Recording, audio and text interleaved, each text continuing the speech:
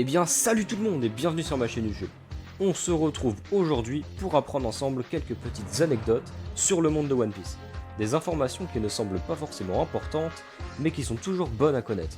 Le but de cette série de petites vidéos anecdotes est de connaître la moindre petite facette de One Piece qui pourrait ne pas être connue, et de vous rendre incollable sur les détails de l'œuvre. Ces informations peuvent généralement venir de bulles relativement discrètes dans les pages des tomes, ou alors même des SBS, les questions des lecteurs auxquelles Eiichiro Oda prend le temps de répondre et qui sont généralement au nombre de 10 entre chaque chapitre. C'est parti!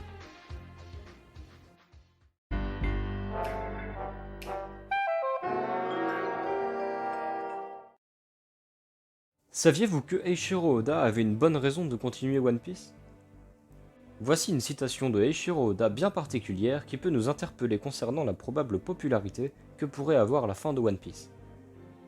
Une chose qui me motive à continuer de dessiner One Piece est que je veux dessiner le dernier arc.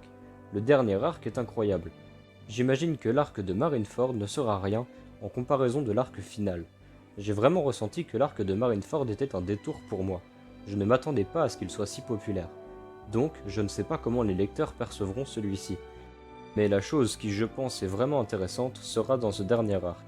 D'ici là, j'aimerais qu'autant de fans que possible restent avec moi.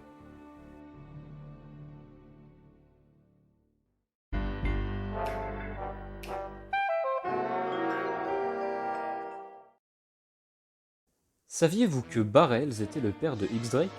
Ce dernier a refait sa vie en tant que pirate de la pire génération aux côtés de Luffy et les autres.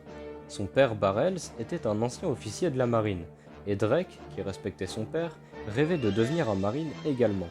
Mais quelque chose arriva et son père devint un cruel pirate qui était violent y compris avec son fils. Drake croyait en son père tel qu'il l'était avant, et décida de le suivre. À ce moment-là, 13 ans et demi avant aujourd'hui, il avait 19 ans. Il était grand, mais il avait l'air jeune, faible et d'avoir peur de son père. Puis il a eu cette rencontre du destin avec l'eau et fut protégé par la marine, et en devint un. Oui, il a tout quitté, alors qu'il était vice-amiral et devint pirate.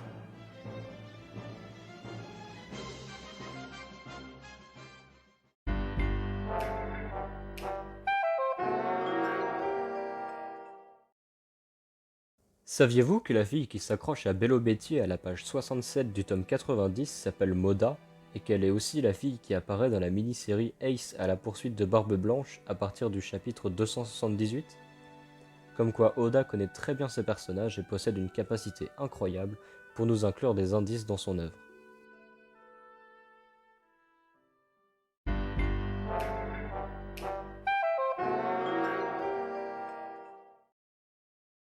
Saviez-vous que par le passé, Crocodile était considéré comme un héros?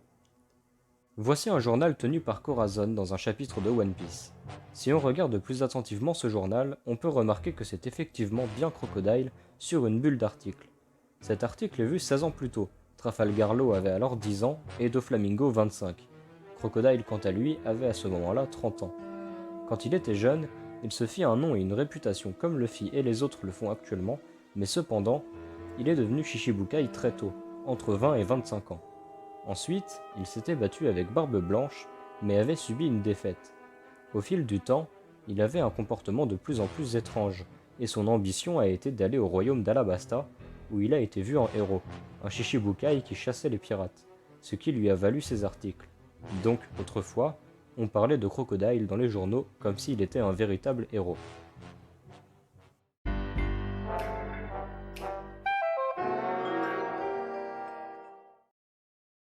Saviez-vous qu'un des livres d'Ohara a été précieusement conservé? Sur la page 168 du volume 41, parmi les livres de la bibliothèque d'Ohara, se trouve un ouvrage qui porte le titre Bragmen. Il s'agit du même ouvrage que cherchait Nami dans le volume 13. Il contient notamment des informations sur Little Garden, l'île des géants. Bragmen signifie les affabulateurs. Cet ouvrage est encore aujourd'hui assez largement lu dans le monde, et c'est une sorte de récit de voyage sur la route de tous les périls.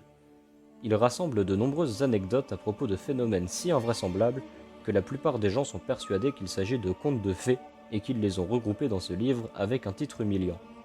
Ce livre existe encore aujourd'hui grâce à la ferveur des savants d'Ohara qui ont réussi à le sauver il y a 20 ans.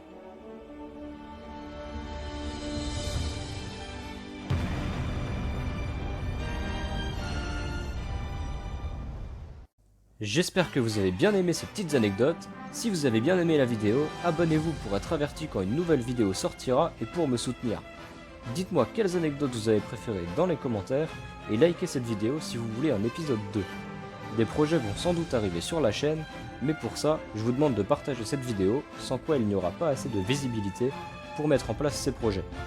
Sur ce, je vous dis à la prochaine. Ciao ciao.